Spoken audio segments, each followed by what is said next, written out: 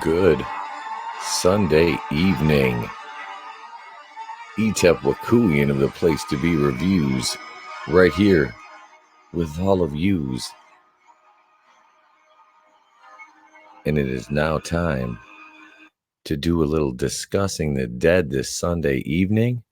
I hope everybody enjoyed the premiere of The Walking Dead Season 10, Episode 1.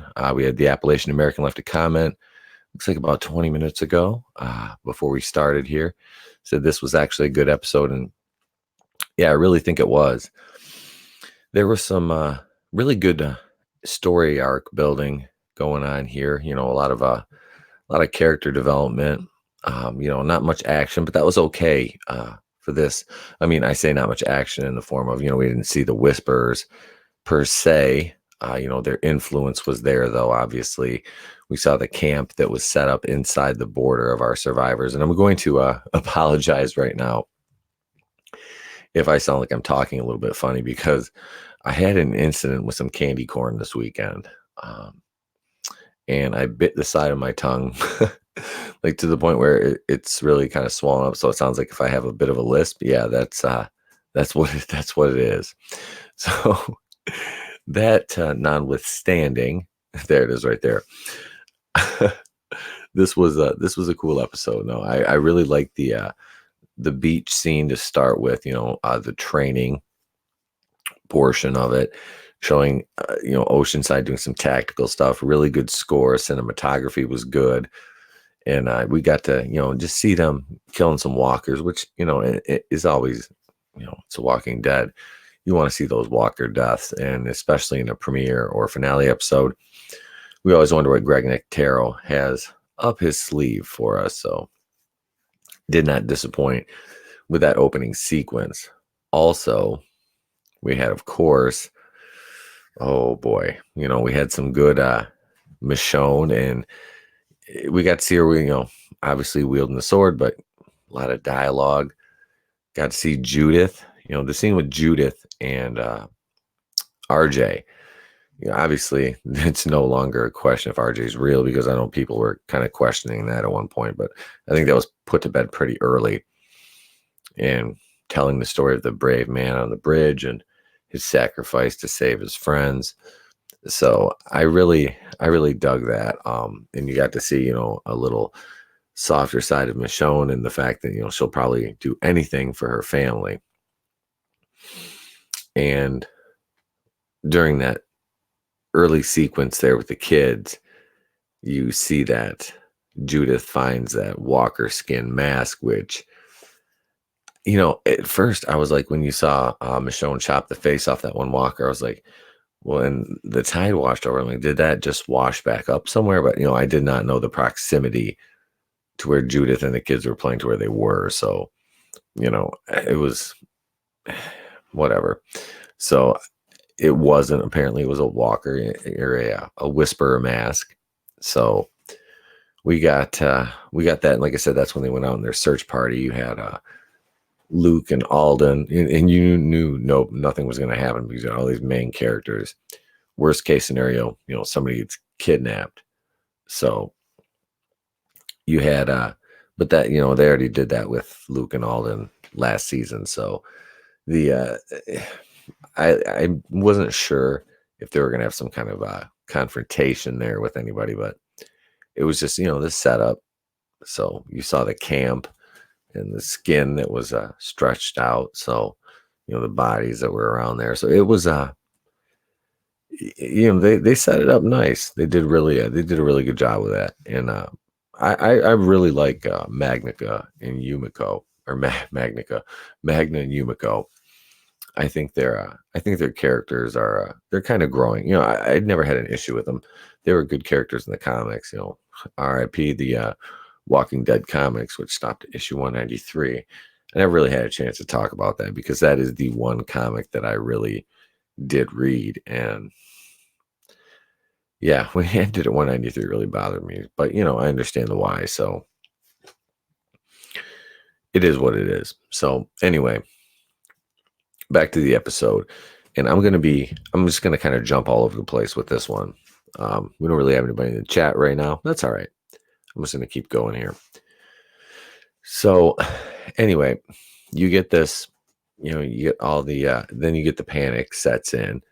So they're automatically, wanting to radio and, Michonne kind of puts the kibosh on that and says, well, let's think about this here. And, before we set everybody off on full alert, which led to the scene with Negan and Lydia after Lydia's in the schoolhouse. And, they, what's her name? Laura, the one saving, she comes in, she has a one-off line, just kind of makes an appearance. And, Lydia goes out and they see her practicing with the stick, and it's got like a nunchuck on the end of it, it was pretty cool.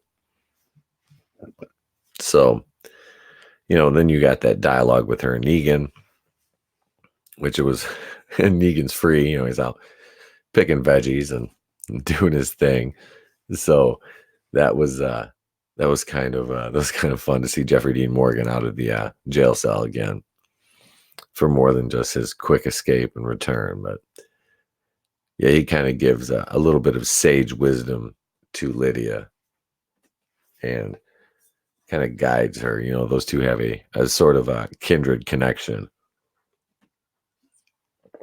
with the residents of Alexandria, due to their past transgressions, we shall say. So you kind of get this sense that, Negan's going to be unleashed at some point. And the previews, I believe, for down the road show, Gabriel giving Negan to Aaron as a fighter. And he says, you need fighters. Here you go. I think it's peanut butter meat jelly is the line he used. So we know that's coming. We know that's moving down the pipe here in this season, probably the first half of the season, obviously. And what I'm hoping for is that the Whisper war does not encompass the entirety of season 10, because the whole arc, in the comics, it was wrapped up nice and neat. And I think you can fit this all into, the first half of the season and kind of wrap it up with starting your next arc, for the second half of the season in the season finale. But no, so you get various scenes, that all tie together of the satellite, the Russian satellite coming out of the sky. And I was laughing. I got a kick out of that. I was like, it's a Sputnik, so because I have a Russian background part. So yeah, I'm not a bot either. I'm very real. I assure you, I'm real and I'm spectacular. Little Seinfeld reference. But no, I really like that use of the satellite and the various points of the episode perspectives that they showed it from. And then, we got the scene with Siddiq and Rosita and Eugene, and then eventually Father Gabriel with that whole love quadrangle, which is odd, but the that scene was set up really. It was fun, you get Rosita looking, she's doing she's a badass thing, and Eugene's taking care of the baby, and of course charting the entire thing out. I don't know where he keeps getting the huge whatever he's writing on. It's like papyrus. He has like these huge scrolls, like the Elder Scrolls or something. I don't know. But so he's charting all this stuff about the baby, and then we got the PTSD scene with Siddiq, which that character Dante that they introduced, he now there's a Dante in the comics who's kind of weird like this, but he's not a doctor. He's the guy that Maggie ends up with at Hillside. That being said, Lauren Cohan coming back here. I don't know if they would do that with this Dante character, but you never know. So he was very awkward and kept making the remarks to Siddiq about his mouth, and it just came off as really weird, and that's kind of what triggered you know, um, well, Sadiq watching him, looking at his mouth, like triggered his PTSD, which you can tell he clearly has. And it just, it was like I said, just more callbacks that in that barn scene, man, that was done so well. And that's the one thing about this show is despite all its drawbacks and its criticisms, I really think there's a lot that it does well. And Angela Kang has been a big part of that. And even, this is the thing about this show, and I really like this. This episode showcased a lot of the female characters, and it was very clear, but none of them were, you know, really over the top. I mean, Michonne is obviously Michonne. She's a very strong character, always has been. So that was, there was no issues there. But they had the what's her name? Connie and Daryl moment. Sign, he's Daryl's learning. You saw the book in his back pocket. He's learning how to sign, and the cute little you sign with a southern accent, kind of, the little things like that. I now am I, get Connie and Daryl in a relationship? No, I'm not, because I think that would probably honestly spell the end for Connie. As far as Daryl and Carol go, I love their dynamic and their friendship. I don't really want to see them get together as a couple. That's not what I'm looking for there. I think they're perfectly fine the way they are. Their friend dynamic. That is that's where it should stay, I believe. So no, and then you got the scene with Kelly and Connie on the beach. One of the other women, when they were pulling the nets in, was warning her about the reef or the rocks behind her, and she couldn't hear. And she's starting to, she kind of started to freak out about that. So, because she said, certain when there's a lot of people and noises and voices around her, she has trouble hearing.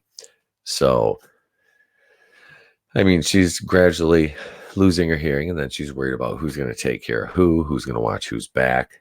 So I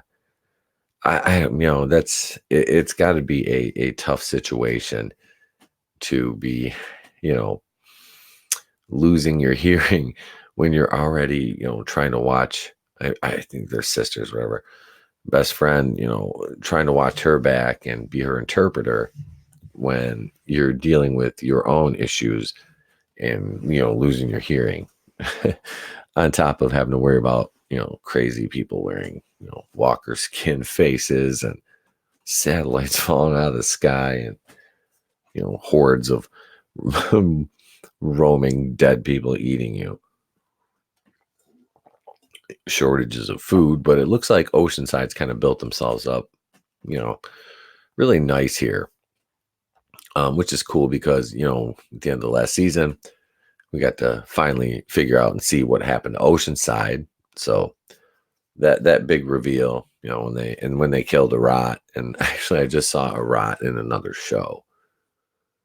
It was a premiere. I can't remember what it was, but anyway, no. So this episode was really cool, and then, like I said, and then that breaks into you seeing the satellite coming down there, and obviously, when it hits, you get that the fire, and that scene was really cool because obviously we've seen firewalkers a lot, but this episode was really it was cool to see that.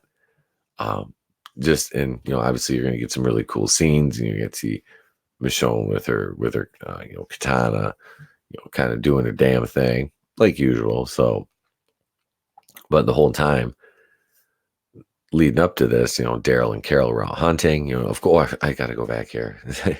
See, I'm just kind of jumping around here. This is how it is when I do one of these right off the cuff. But yeah, that whole scene with Daryl and Carol, and we got some of that in the preview, was really cool.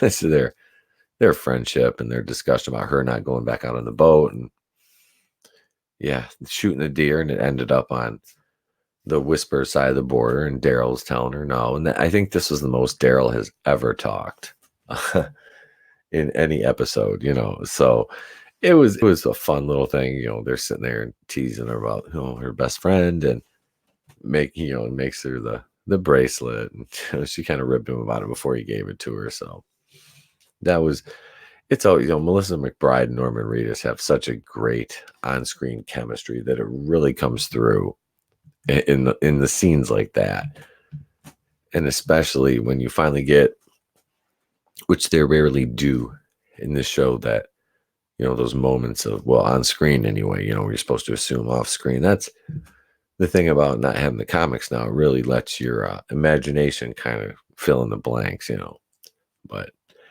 so they get to have these nice little moments, and then of course they're out in the woods, and boom, satellite.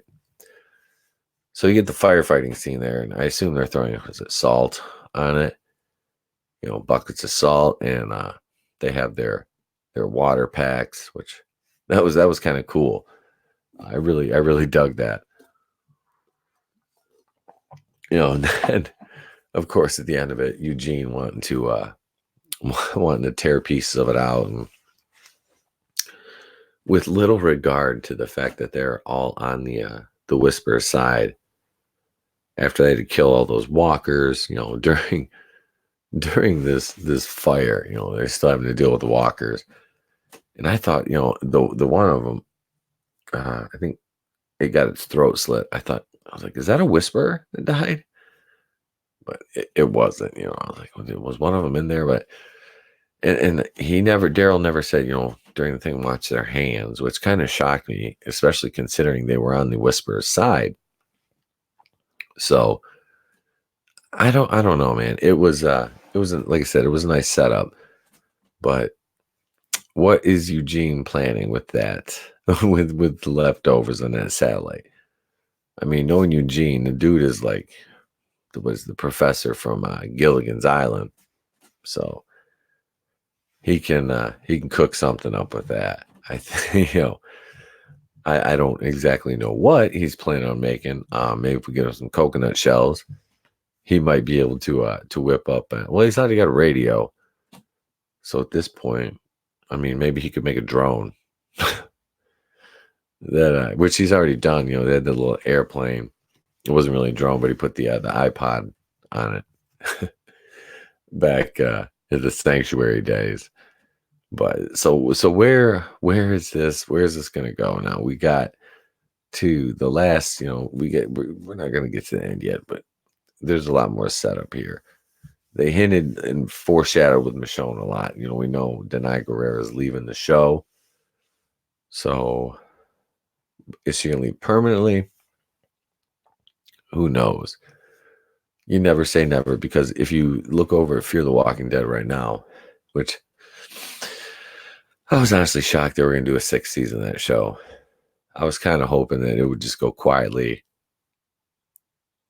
maybe after the first the first half of season 6, and just kind of use that to wrap it up. But they renewed for a whole season, so I was like, just bring Morgan back, and a few of the characters off there, the main characters they could swing it, bring them back over to the main show and Fear the Walking Dead. And then you get your new show, which I'll be doing a trailer reaction to tomorrow, along with a full Batwoman review, which I'm going to watch after I'm done with this stream. And I might just wrap it up here within the next 10 minutes or so if I don't have anybody else jump on here in the chat, which is kind of, I should have promoted this a little bit more than I did, but it was kind of I was off for the weekend, and I should have done it last week. But so what I'm going to start doing is I'm going to start doing these at 11, and I'll sit down and I'll rewatch the episode right after I watch it the first time. And I'll actually I'll write out some notes during the show and stuff like that. But yeah, I just kind of wanted to jump on and do a little reaction to it. I mean, I thought it was a good episode. Thought the cinematography was good. Like I said, the use of the music was good in the spots on the beach, especially that was movie quality stuff, in my humble opinion. On the beach, that was good. And then you had, um, of course, the Rosita scene. You know, a little trailer, little montage, a montage. But I think that that whole quadrangle with there. I mean, there's probably going to be a couple deaths in that. I imagine Rosita will probably be one of them. And of course, I would be remiss if I didn't say I thought Sadiq would be one of them, because you just introduced another doctor. So, the two doctor dynamic doesn't really work. I mean, look at the Dr. Carsons. Anytime you had two doctors, somebody had to go. Denise, she wasn't really a doctor, but she died. Got an arrow to the back of the head. She was trying to be the doctor. So that's just how it goes. So I'm thinking Rosita and Sadiq will probably die.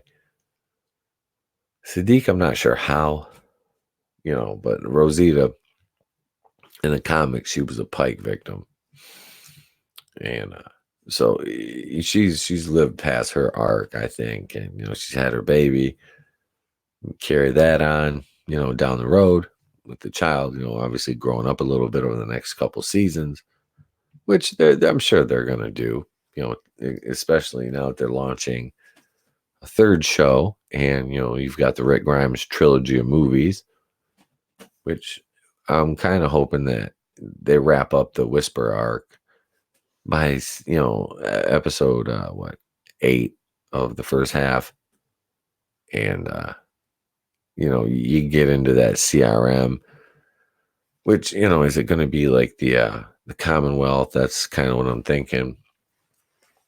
So whether it's called the Commonwealth or not, the C, I don't know what it stands for, but no, I think that I think that'll be definitely, we'll get more of that, because they talked about understanding why Maggie's doing what she's doing with Georgie. So there's your little teaser drop for tying that back in, obviously, which we knew it would. And it's confirmed Lauren Cohan's coming back because, well, Whiskey Tango was it Whiskey Tango or Whiskey Cavalier? Whiskey Cavalier got canceled, which, like I said, and I understand trying to leverage your fame and success on The Walking Dead into other projects, because that's, as an actor, that's what you have to do. Was it the right time for Lauren Cohan? She's been on the show since what, season 2, since the farm season. So she thought so. Her agent probably thought so. They said, "Hey, we're gonna give you a sitcom.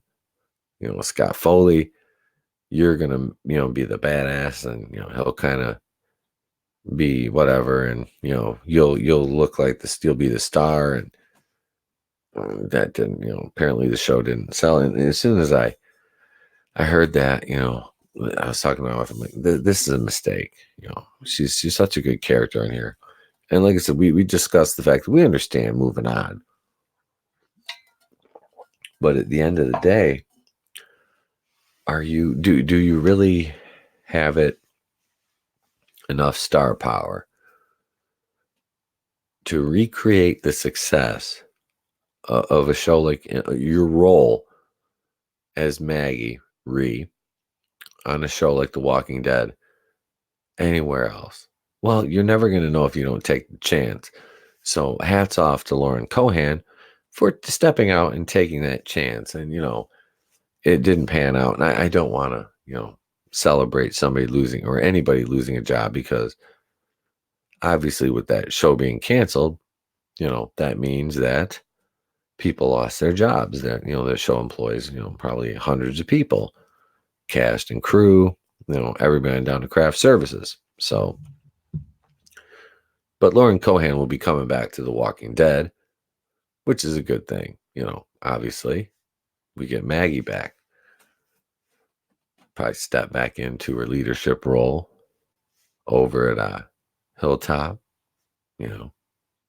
so, or, somewhere, wherever they're located there. But Maggie will be a leader somewhere.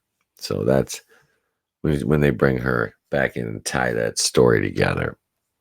So I don't know. I really think that it's gonna be really sad when Michonne leaves.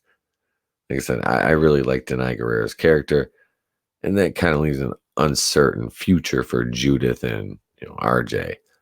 But will they go with her? I don't know. Are they going to take Judith off the show?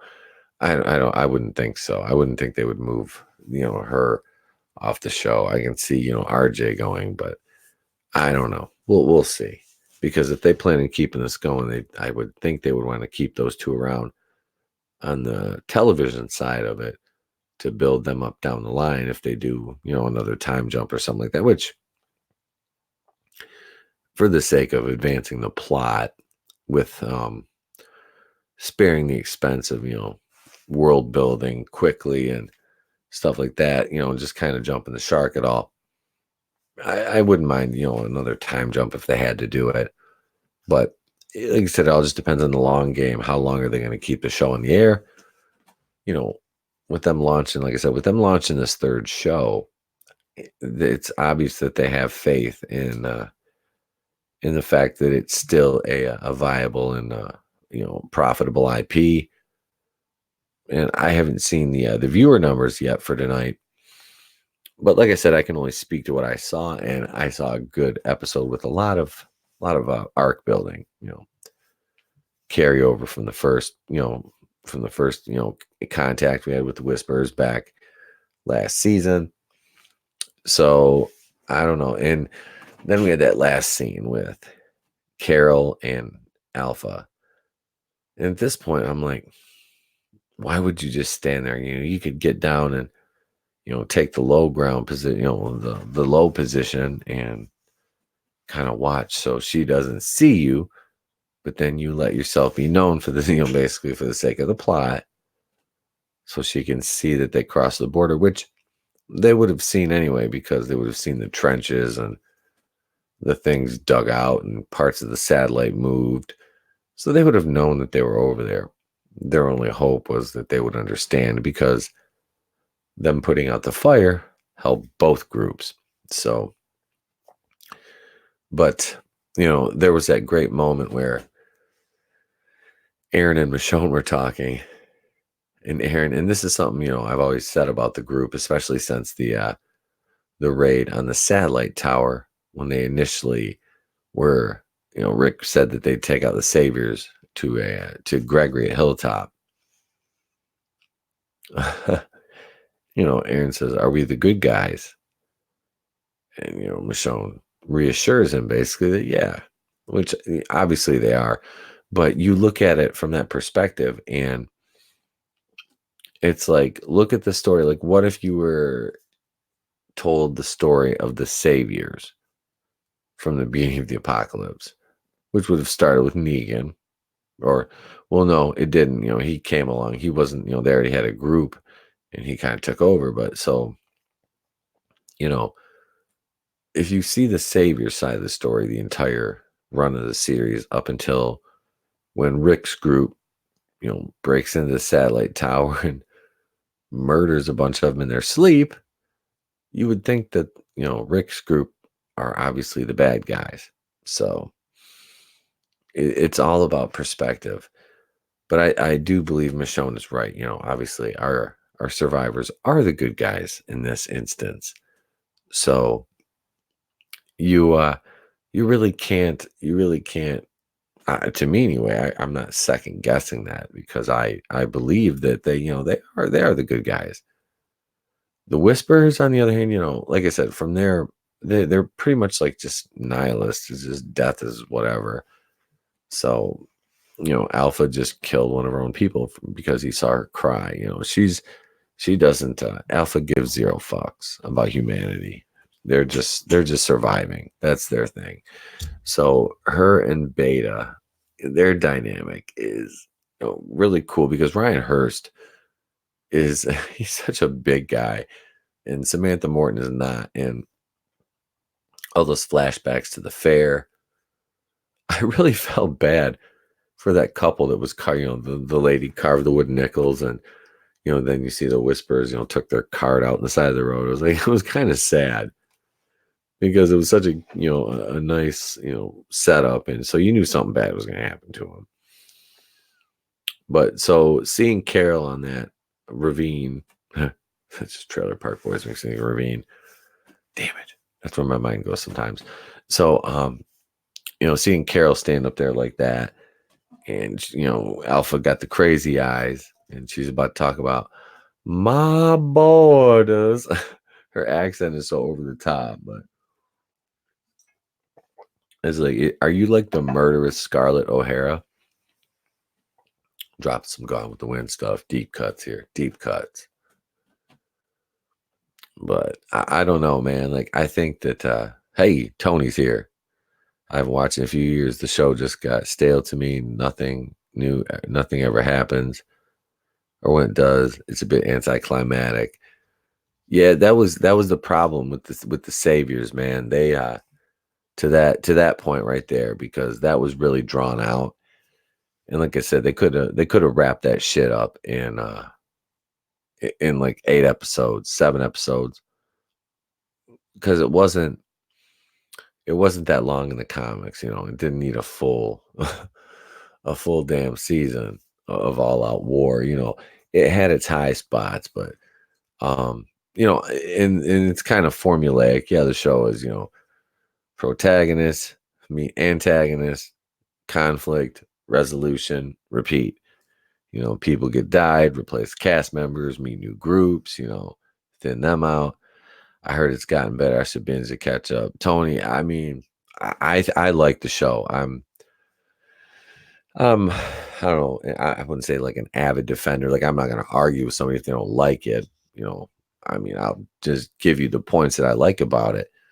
Like I said, I like the fact that I think the show has the strongest ensemble of characters, as well as female characters, that doesn't get preachy or, have those whammon moments. Like, I'm about to, as soon as I'm done here, I'm going to jump off and go over and watch Batwoman so I can review that tomorrow morning. That'll be one video tomorrow, and we've got a big some MCU news for tomorrow in the video. And what else do we have? We got the podcast episode number 67 tomorrow night with Monica, myself, the Groovinator, and Coach Loudy. Now, Tuesday morning, live, we'll have About Last Night with myself, and I'll have special guest, the Groovinator, on there. And Wednesday night, we'll have myself, Monica, Groovinator, probably, I believe Salvador will be on, and another guest to be named. I'm not sure who's up in the rotation yet, so I'll get back to that one. I gotta drop a few emails and see who's coming back this Wednesday. So yeah, and Monday nights you always got to watch out, because we do Who's Worthy of Mjolnir. And if you've listened to the podcast, Tony, have you ever, I don't know, have you heard, have you caught the Mjolnir gimmick we do? Let me know if in the comment if you have. But so anyway, man, back to the but I got the fan cast Friday night. I'm not sure if I'm doing crossing streams over on Goober Brothers Entertainment Thursday morning. I did a lot of live streams, and especially with this one, and it being so late here, and I still got another show to watch and review tonight. But this episode, some people are going to say, "Oh, it's slow," but like I said, man, you had conflict with the Walkers. You got that Connie and Daryl moments, which, like I said, they're cool. They have like a nice little dynamic going between them. You got to see Kelly, her onset of her, hearing loss, which is going to set up more of an issue for her moving along. Will she survive? Will she kind of succumb to that? And Connie told her, right, it's not a disability, it's a superpower. So, the kind of, uplifting. And that's a nice relationship between those two characters. They play really well off each other. It comes across good on screen. I really don't have anything bad to say about the premiere. I'm going to, and if the show does something wrong, I'll be more than happy to admit it. But like I said, is it formulaic? Yeah. I mean, has it gotten a little bit better? Yeah, absolutely. I've had my moments with it where I'm like, I've never gotten to the point where I wasn't going to watch it, the night it came out and it premiered. If I'm home, if I was gone, that's another story. But no, like Fear the Walking Dead, the second half of season was at 5. We weren't watching the episodes until like Wednesday or Thursday. So it wasn't a big rush to watch those. That's how boring those were. This show has never been that to me. Anyway, I haven't yet, but now I want to hear who's worthy. Oh man. Let me see here if I have it. I don't know if I've got a list printed out here. Let's see. Here we go right here. Okay. So week 1 of Who's Worthy of Mjolnir, we had Jared from Subway. He was worthy. Nyla Rose. Of course, if you're a wrestling fan, you know who Nyla Rose is. Week 3 was the Detroit Lions organization. Week 4 was Ben Roethlisberger. 5 was Antonio Brown. And I think the last one we did was Brandy and Cody Rhodes for hiring a wrestler claiming they didn't know who he was. So in regards to aforementioned Nyla Rose. So yeah, there's that. So that's like Who's Worthy of Mjolnir is basically just this ridiculous fun segment that Loudy does, and he writes it up. We're gonna try to find get some music for it or something. I don't really have good luck with music on live streams though, so it's it's kind of a crapshoot. But yeah, that's a segment we do on Monday night. Monday night going in Raw, right here on the Place to Be Reviews. But so yeah, this my voice is a little shot too from last night.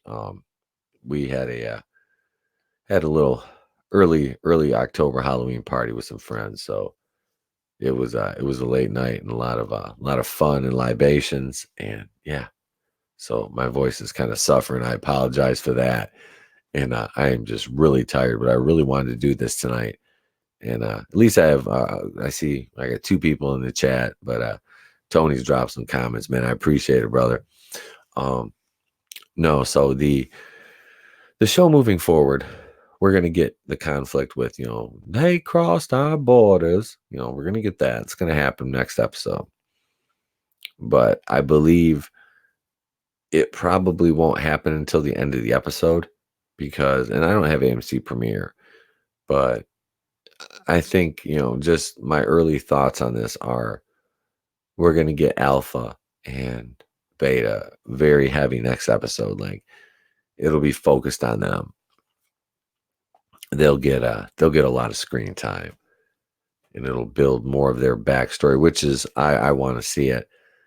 And even more so, I want to see if Negan cuts Alpha's head off somewhere in this arc, like he did in the comics. So I'm kind of stoked to see that, because I want to see brutal Negan again, brutal Jeffrey Dean Morgan again. That's I missed that. But I did like when he alluded to that earlier. Oh, what am I gonna escape and brain somebody with a tomato? Oh, I can just see Negan hitting somebody with a tomato. Eeny, meeny, miny, splat. Oh hell! But I think this is where I'm gonna wrap it up here. This was like I said, this is something I'm doing on a trial basis. I might be able to just do this in short video form if the live stream. I'll do it again next week, and just try to promote it a little bit better during the course of the week and all the videos. And I'll be putting a schedule of the regular streams and everything up in a pinned post on the Facebook page. If you haven't liked that, that's the Place to Be Reviews on Facebook.